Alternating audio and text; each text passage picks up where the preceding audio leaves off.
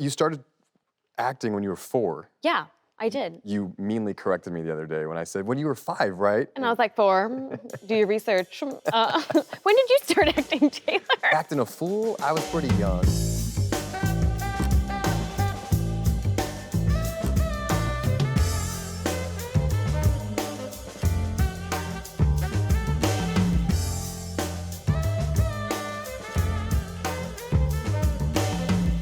Let's reminisce. Taylor.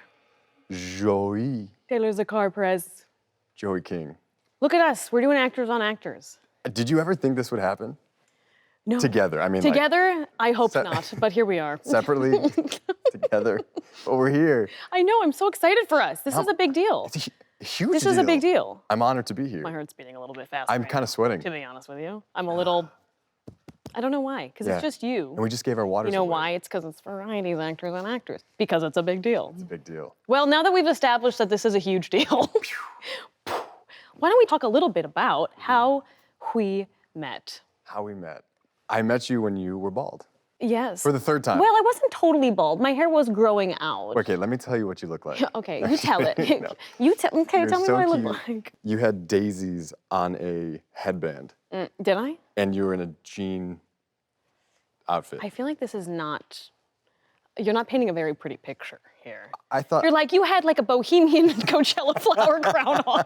You know you did. I mean, I vividly remember it. Yes, we met at a studio during our test for Kissing Booth 2. Yeah, so we met on the Kissing Booth, Yeah. 2 and 3. 2 and 3. And we met while doing a screen test, which you were fabulous in. Was I? Yes, you were. And you ultimately got cast as Marco because of that. Because of you. But no, because of me and Vince, and everyone was obsessed with you because you're just Get out of here. so charming and gorgeous and all around wonderful to be around. And I was very nervous. it showed. Wait, take it back. No. Then we went straight into dance lessons. Yeah, Guitar lessons. Something that if you don't really know much about the Kissing Booth 2 and 3 movies, Taylor and I have some pretty elaborate dance numbers in those movies. And so we kind of really got to know each other while doing dance rehearsals for those movies. And 2 then weeks before we left. I remember you asked me a question.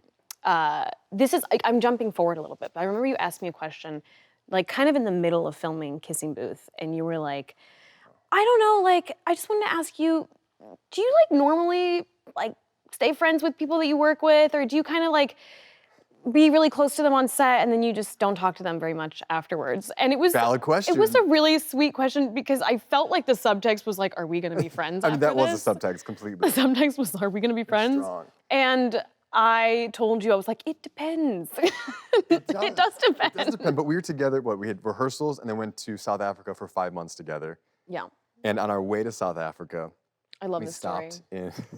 I love this story. We had a layover. I won't name the country. And you wouldn't go out with me for the 7-hour layover because we were all kind of scared to not make our flight back. So yeah, we had a long layover, but it was in the middle of the night, so we couldn't even explore. But we were in parts of the world where, you'll see where I'm getting at with this, but on our layover, I was on my period and I needed a tampon.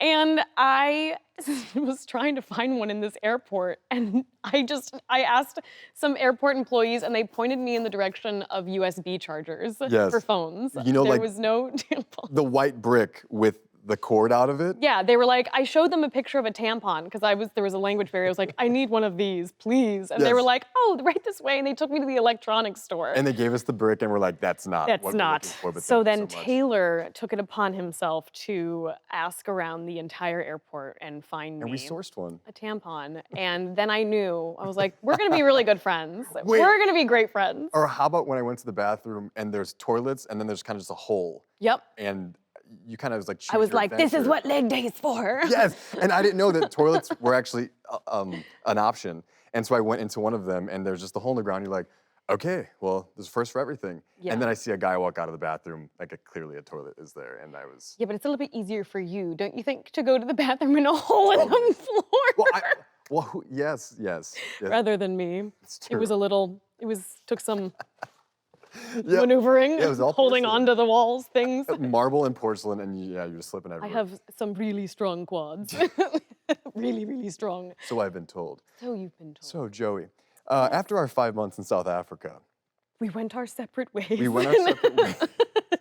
No, we became such great friends. I know. I was so lucky getting onto that set because the first Kissing Booth was such a success, and you had such a wonderful cast of South African actors that you had spent, what, how long were you there the first time? 2, 3 months? 2, 3 months, yeah. And then we got 5 months with them, and we all just bonded because everyone was so grateful to be working. Yeah. And that was a wonderful set to step onto because this was my first major project that I was doing with an incredible #1 on the call sheet that, I mean, I'm gonna say it, like I think you lead a set in a way that makes everybody feel comfortable and you raise the energy levels and people want to come to work. And for me, like you were like my intensive on how to lead a set, on how to be on set. And I mean, still today, I'm getting hot talking, warm talking about this right now. I don't know why I'm like embarrassed. But like seriously, you like become a sister to me, but like also you're a role model and a mentor to me on like how I want to be. It's great. And I take it with me on every set I go to, and you. It sounds like corny, but you totally inspired me to be, to be like you on a set. That is so sweet of you to say. You're actually being nice to me for once. Is it because there's cameras around? Did I say all that right? You told me to write. Yeah, I told you to write that down last night. You said it pretty much word for word. Just a little tweak here. I added some spice Let's to it. take that back again. Yeah, can we take that back? But I really appreciate it because, I know that like I have been the lead of a couple things before, and like the role of being the lead, not just in the particular thing, but also on a set. It can be really important. I've worked with people who are the leads who maybe aren't as Joey kind, maybe, or kind, or just lead with, they don't lead with grace. And, I think I've learned from both positive and negative experiences of different kinds of people leading the projects I've been on like what kind of person I hope to be if I'm in the position of being a lead. But I have to say, it's not like this, like, performance of any kind to try to be this like kind, like person on set. It's just when I'm working on something I'm really excited about and I have really lovely people like yourself around me, it's just easy to be, it's always easier to be nice than to be an a-hole for PBS. Yeah. What is it? You attract more bees with honey? Is that a saying? I guess. Should we just speak in idioms the whole interview? I'd like that. I'm not prepared. But that is like so sweet of you to say. It makes me like I'm trying to be a big girl and take the compliment. Take the compliment. Very difficult to sit here and say thank you. It will just take I'm crawling Take inside of my Thank you. skin. I know. I was The crawling compliment. saying it because it's just like saying it out loud to someone that you care so much about and respect. You're like, okay, like I'm sweating. Also, you and I don't talk about serious things ever. No, we don't. So. We're like always just joking. Always just joking. It's just joking all the time. But well, you. No, please. Us. Us together at the 1, 2. So you. It's like Cat and Garth from SNL. God, it's the best. Okay, but you started acting when you were 4. Yeah, I did. You meanly corrected me the other day when I said, when you were 5, right? And I was like, 4. Do your research. When did you start acting, Taylor? Acting a fool? I was pretty young. How long have you been acting? Like, I've lived in Los Angeles for 14 years. yeah. I feel like I started acting when I was in 8th grade. Mm-hmm. But it was one of those things where it was like either you're doing sports because you're gonna get a scholarship to go to college, or you're gonna do acting. Something creative. Yeah. And my dad was like, cool, you could do theater, that's great, but how you're getting to college is you're getting a swimming scholarship. You're like, and I did, which was, great. And then I forewent that because I was like, I don't want to swim ever again. And after moving here, just like a leap of faith. What made you know you wanted to be an actor, and then what made you fall in love with it when you started acting?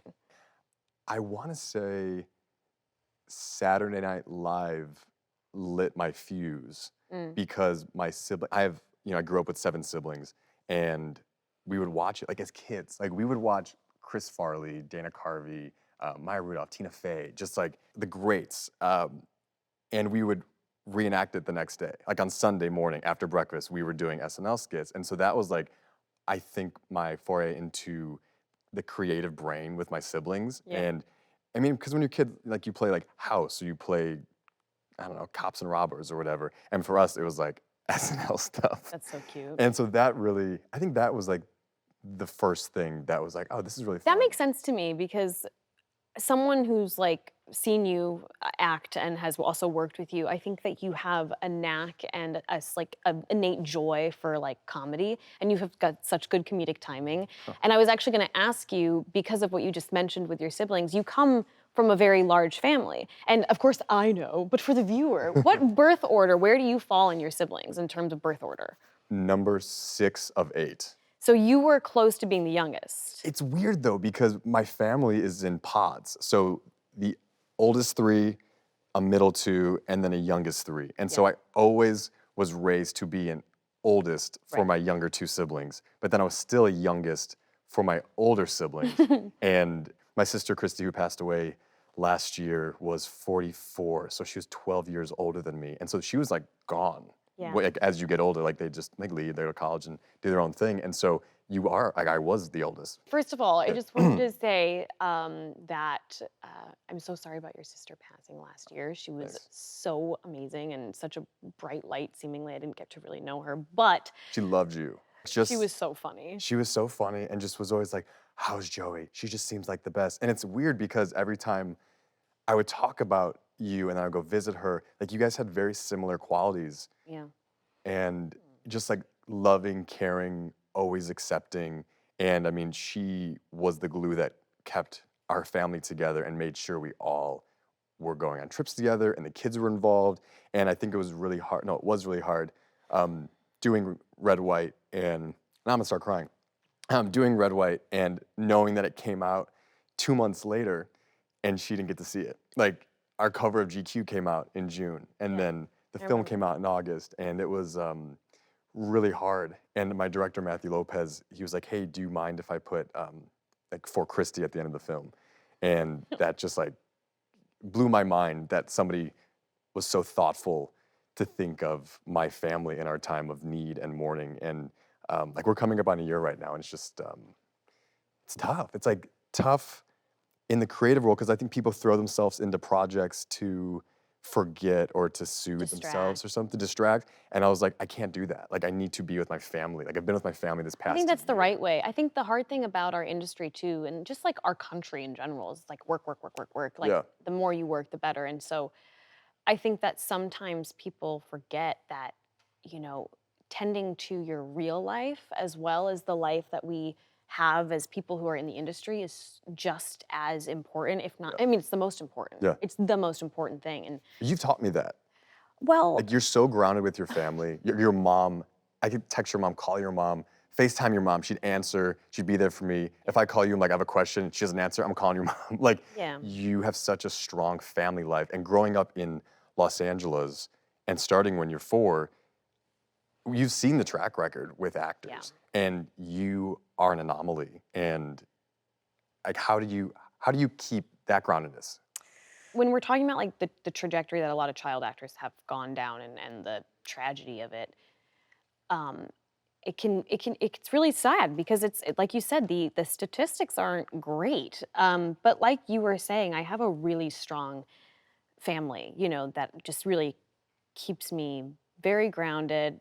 And I just like when you were telling me that stuff earlier, when you were saying those lovely things about me, I feel like when I hear things about that, like about myself, I don't feel like you're talking about me. I feel like it's associated with someone else. So I've never really looked at my career or looked at my accomplishments and kind of felt that I always feel like it's happening to someone else or it's about somebody else. Not in the way that I don't appreciate it or feel how big and beautiful it is, but I don't equate myself with like it giving me a certain like status of any kind or giving me like a leg up. And you know, I mean, I just like appreciate it for what it is, but I also am like, it's hard for me to like recognize that about myself, that and hard for me to say I'm proud of myself. I always joke around that I'm like, some days I'm like, totally have no confidence, and other days I have like a God complex. Well, I mean, I am a confident-ish person, but like, Well, you told me about Bullet Train. You're like, oh yeah, I'm working with Brad Pitt. I'm like, I know, like what? Joey, do you not know how big of a deal this is? And you're like, who is that? I don't even know who Joey it's King working cool. with Brad Pitt is. Like, that doesn't make sense to me. I Like, I don't know. even know who she is. But also, like, that was me, and it was amazing, and the experience was so fabulous, and I soaked it all in. But I think that, my family keeps me so grounded. And I can't remember who said this, but my friend Phoebe Dinavore, she worked with an actor recently who said something very wise to her, which was, in order to have an extraordinary career, you must prioritize an ordinary life. I love that. And Wow. I just love that. And I've always felt that way. And that quote kind of just contextualized a feeling that I've always had, which is, it's easy, really, really easy to get distracted by the exciting things that present themselves in our industry, but you also have to know, like, you have to tend to the things that really, really matter and Yeah. really water them and give attention to them. And so, you know, my family, my husband's family, like all these people that surround my life and that I surround their life, it just feels like this world I want to tend to and I want to be in. So Yeah. it's very important. Very good at it. You're like such a family person. I mean, they visited you how many times in South Africa, in Romania? I know. I visited you in Romania. Taylor visited me in Romania. We were filming We Were the Lucky Ones for like 7 months in Romania. 7 months. I was in London. I It's was in London. so- So well, it was a little jump, skip, and a hop. It was a quick It was flight. like flying to Chicago. Okay, you know? yeah, exactly. You're like, oh my God, I'm coming from LA. I'm like, no, you're not. You're coming from London. But I was so appreciative. I missed you so much, and I was so happy you came. When I showed up, I was like, Joe, you've like, are you okay? Because you've lost a lot of weight. It's interesting that you kind of say that. My family was also like, when they came to visit me, I opened the door and I was like, hi. And they were like, like I got very, very, very thin for that show. Because, my character, she's a Jewish woman passing as an Aryan woman. But at the beginning of the war, they're living off of rations. And then the access to food is so limited. And it's part of the story is just, there's so many situations that they find themselves in that they want to appear healthy and appear like they are well nourished and well taken care of. And in our scripts, it was like, but they clearly are not. Like Yeah. they are clearly very not well. And so I lost a lot of weight for the show.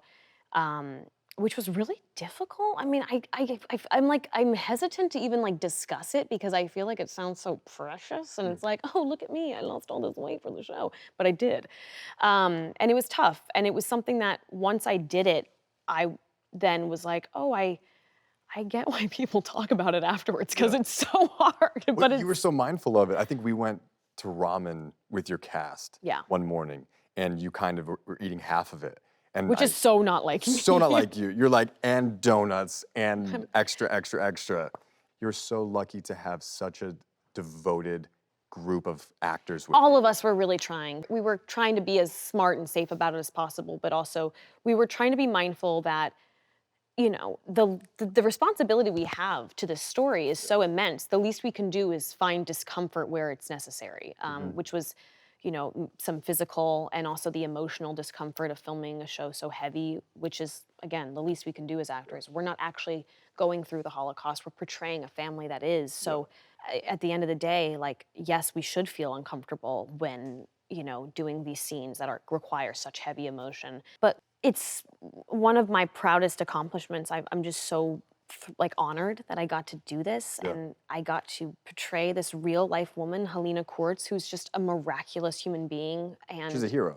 It's like a family of heroes. it's a family of heroes, and who, by the way, didn't see themselves that way, who were just trying to fight for survival, to fight to see each other again, and to keep each other alive.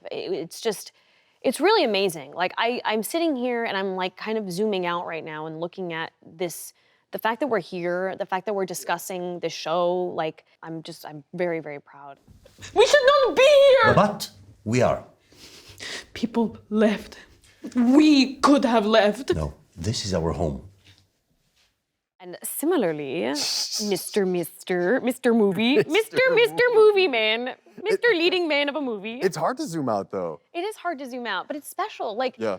I'm sure you find this too, when you're doing press especially, it's hard to slow down and kind of realize the moments that are really big and like soak them in, because it's just like everything you do, it's like get in the car, you get there, mic you up. It's like roll, going so fast. There's not many moments to just be like, whew, Yeah. wow, like look at the set, the actors on actors set, and all these Yeah. wonderful people sitting behind these monitors who are here, and Mm-hmm. we're here for them, and they're here for us, and Yeah. this is so cool. Yeah, I It's was amazing. telling somebody about it the other day, and it just kind of rolled off the tongue like, oh, we have actors and actors on Friday, and they're like, I know. wait, Me too. that's really cool. It's so cute. And It's so cute. it's so Cute. cute. It's so. I went to say cool and huge at the same time. I said huge. But I feel like after my sister passed, and then all the the double strikes, not being able to promote it, not having. Yeah. I've never had a premiere, Joey. I know. I went to Bullet Train. I know. When you were in London, because you invited me, and I was filming, and that was incredible. Taylor never had a premiere. No, it's really been. Cry okay. for him. It's really Tiny been okay. violin time. Henry does the best freestyle raps. Well, Come on, do a little for me. no, that's not why. She wants to hear it. not Remember why the we're one? It here. was just like, ba-da-ba. Your movie that you are a co-lead of, and you do it so beautifully, Red, White, and Royal Blue. Quite enunciated. I really enunciate. Red, White, and Royal Blue. So tell me, Taylor. I want to know a lot of things, but I want to know, you are working with Uma Thurman, who, like, wow, how cool is that? She's playing your mom. Talk about zooming out. Talk about zooming out. There's a scene in the movie where you make an oopsie, and she says to you as you leave the Oval Office, you say, "I'm sorry, Mom," and she goes, "I know you are, baby. Now fix it." I was shaking in my boots. I was so scared of her in that moment. Right? It's just She's so great. layer on layer of it. Like, first of all, being Uma Thurman. Yeah. Secondly, President of the United States. Yeah. And, like, most importantly, mom. How cool was that working with her? Seriously, the best. And it's interesting. I just watched Red, White, and Royal Blue for the first time. I didn't even see the finished product. I was in London, and I think Nick and I had a project and like a shoot. And they're like, "Hey, we're going to show you a screening of the film." So I saw it, and he's like, "This isn't fully done yet. Like, it's not color corrected." I saw it before it was fully done too. Yeah. Oh, yeah. Yeah, you brought me. I brought you, and I haven't seen it since then. And so, watching it the other day, I was actually able to zoom out, like see the trees for the forest. Another idiom, right? Wrap it up, Is please. For God's sake, no one cares. See the forest for the trees. Stop trying to sound smart. We're over it. But working with Uma, I was hyped, and going through like all of my prep and research for everything, and just knowing, it's like it was almost looming. There was a 2-week period that we shot together, and I was like, "Okay, when does Uma get here? When does Uma get here?" And this is my first biggie of a scene, and for some reason I just felt ready, and because like as actors, right? Like the most important things, genre, given circumstances, and relationship. And so like I just Sorry, I glazed over. What was that? okay. Sorry. I'm sorry. This is us. This is us in a nutshell. Wait, okay, so Okay. continue, because I have more questions for you. Okay. I was really nervous, but I was ready, and I just think like she's such a powerhouse. Yeah. And she lets you play, and when it's not her coverage and it's on you, she does different things to get different reactions out of you. So I love that. That's so considerate. Yeah, I'm so grateful for it, because I've worked with actors, I know you've worked with actors, where they will not act on your coverage. It's honestly the most heartbreaking thing, because to me, when people do that, I'm like, oh, so you don't love acting. Because No. when it's not my coverage, like, and I want to be there for you, I'm also like having fun in the scene with you. And like depending if it's like a crying scene where you're like, I gotta reserve a couple of these Yeah, but tears even, for your stuff. yes, of course, But- that's different. But when it's like, when they're mumbling and it's your coverage, you're like, really? Like, I Like- just gave you my all, and now you're not giving me anything. I Like, gave you yeah, I gave you everything. my everything. My heart on a platter. Yeah, and it's so rude. I can't date. Oh my God, Henry, I have no idea what you're talking about. Christ, you're as thick as it gets. Okay, I just want to talk about the scene in Red, White, and Royal Blue where your character, Alex, and Prince Henry kiss for the first time. You okay? Oh my God, no. Because I rewatched the movie the other day, and I was sitting in bed, like kicking my feet and giggling under the covers because I had to rewind that scene about 14 times. Man, I love that scene so much. So steamy, so sexy. Thanks.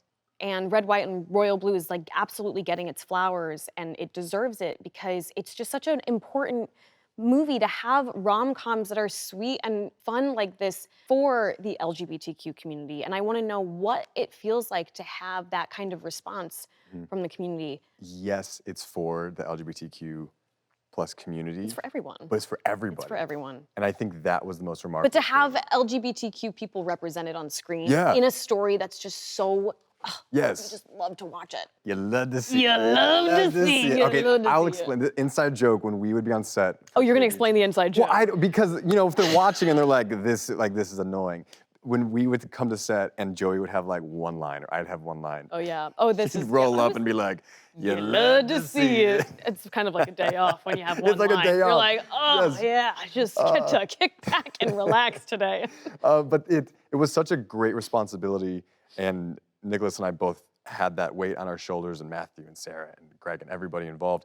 But knowing that, like you said, this film is for the community, but it's amazing that it's universal for everybody to watch, which I think is new in queer cinema, because As it should be. It should be for everyone's Yeah. consumption. It should be more normal to see this on screen. growing up, And- I never watched any queer cinema. Did Me you? neither. I just wasn't there. Again, rewatching it the other day and finally being able to remove myself from the equation, like stop judging the acting and judging the continuity or something, whatever, just always in your head, and like watching it like a giddy kid and being like, oh my gosh, wow, like what a positive representation of love on screen. And Yeah. that's very new, I think. You were telling me something the other day in terms of those kinds of scenes, like the kiss and like the sexy time scenes about how I just want to talk about this because I think it's so funny because we all feel this way about things that we watch ourselves in, but you hate watching yourselves do those kinds of Yes, scenes. yes. Tell like, me more about my that. shoulder just like starts to slowly raise and tense up when I'm watching myself. It's Stomach- specifically when you're like doing the like make out or like sexy scenes and Yes. stuff like that, right? Yes, or even in other projects I've done where like You're like every time my face appears, like- I'm like, like my butt's in it, or like part of like got a I'm like, great butt. I'll take that. So do you. Oh, thank you. I know. you. No. My sister was there when I was watching it the other day, and commenting, and she's like, "You okay in there?" And I was like, "Yeah, I'm uncomfortable watching myself right now in this. I'm just kind of making comments." Just like making noises. Yeah, I You're was. I was like, oh, all right, please." okay. Yeah, but I was like, why didn't I just fast forward it? Having that responsibility on your shoulders and what's the response you Yeah. get, right? I've been stopped by a ton of people from 15 years old to like 80 years old, men, women, whatever, telling me how much this film means to them. Yeah. And I stop and talk to them for like 5 minutes, and my friends and family are like, we gotta go. Like, we're going to a movie, we're going to dinner. I'm like, oh, okay, sorry. Like, I just get like, It's really special though. Like Yeah. it's touched people. I've been with you when people stop you, and it's really beautiful because you're so gracious and sweet and you Again, receive it so well. thank Don't you. It's because of you. don't It's honestly say another because nice of thing you, about me. I'm because sick of it. when we started filming our first project together and people would come up to you and I would take the photos, they'd be like, I'll take the photos. And now people see us together and they freak out all the time. They do. They get so. Yesterday, I was at the airport, and these gals were going to Vegas for a bachelorette trip, and they recognized me. And I was on the phone with my mom, and then I hung up, and they turned to me and they go, "Excuse me, Miss King," and I was like, "Oh, yes." And they were like, "Will you do a tequila shot with us?" No way. I was in the airport, and I was like, "Yeah, Yeah, why not? I will," and I It's a short did. flight. And it It's was a really long fun. flight. Fans are fun. Fans are fun. Fans are super fun. But that's how I've learned to be gracious through you and not annoyed. And like, of course, because so many people have come up to me and said, this project Yeah. changed my life. I almost killed myself before I read this book. I had suicidal thoughts That's so before heavy. I watched this film. And it's so heavy, and giving them, a minute, 2 minutes, whatever, the photo, like it means the world to them. I wouldn't mind doing this again. Me neither. Similarly with you and We Were the Lucky Ones, like you have such a great responsibility to tell this story for the Kirk family. And what has the response been for you? Oh man. Well, the response has been so overwhelmingly wonderful and positive, and I think that is so special and means so much. And the thing I was really nervous about was Georgia's family. So Georgia Hunter is the author of the novel our show's based on, We Were the Lucky Ones, and it's about her family, her real family. And I was nervous for them to see it. So the character I play, Helena Quartz, and the rest of the characters represented on screen are now deceased, but their children and their grandchildren and their great-grandchildren, they're all alive. And so I've met so many of them, and that was incredible. Were And they then on set ever? Helena's daughter came to visit set, which was, oh my God, it was so sweet. Her name's Anna, and she came up to me when she saw me, having never met me, and like stretched her arms out and said, "Mama." And I was like gosh. so emotional because in that moment I just felt so like that shouldn't have to do that. She didn't have to. She has no idea what my performance is like yet. Chills She right doesn't now. know me, and yet she's there, like basically embracing me with her words, being like, "I trust you with my mother's story." Like it just felt, it was really special. And then I got to meet Helena's son, who was wonderful, Ricardo, and their children and their grandchildren, and having their approval was so I was so nervous for them to see the show and to see it, and I got to attend a screening that it was the first time they'd seen the first episode, Whoa. and I got so emotional, man. I was like, the whole press tour for We Were the Lucky Ones has been so great, but like I was saying earlier, like there's not been a lot of time to just like stop and like feel. I feel like when filming the show, I was really feeling everything because we were there and we were shooting and we were in the thick of it, and I could really feel everything and feel that emotion. But since we've been promoting it, it's been very, I've been really good about locking it up and keeping my emotions together. But it's such a But serious but project. the It's- screening with all of them was like a floodgate opened, and I just was like so emotional. I cried, and I was just it was I mean, I cried of joy. What a moment to What a be able moment. to sit there with these wonderful people whose families survived the ultimate tragedy miraculously. They were lucky, So many people in their same predicament who made all the quote right moves, they didn't make it. It's just it's luck. It's a miracle. And so to sit there with that beautiful bloodline in Yeah. front of me was incredible. I remember a line, one of your co-stars, Hadass, maybe episode 6, when her daughter has dyed her hair blonde Yeah. and they put her in a school as a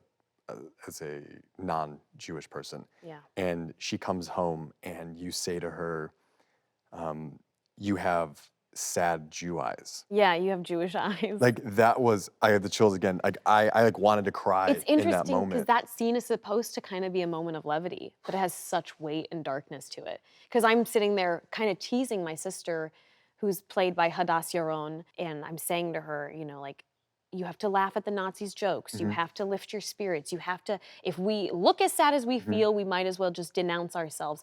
This scene is supposed to be like a sister, like the way it's described in the script is like a sister dynamic. They're kind of teasing one another. But then when you look at the dialogue, it's just really haunting because this is where this family found levity, like by teasing each other about, like this is where they needed. This was their lifeline to be able to have a normal sisterly moment, even while discussing something so not normal. But you were leading that family, I think, with Helena was really quite this like driving force for her family. Like she kind of stepped into this role of orchestrating a lot of the safety of her family. yeah. And it just kind of happened that way. She's very like, she was just on it. And she, was in charge, like kind of made herself in charge of getting people false papers, moving them from place to place so that they could stay comfortable and figuring out a way to orchestrate, figuring out the payments. Like, It's almost like a fantasy version I know. because you were the lucky ones. Yeah. And I know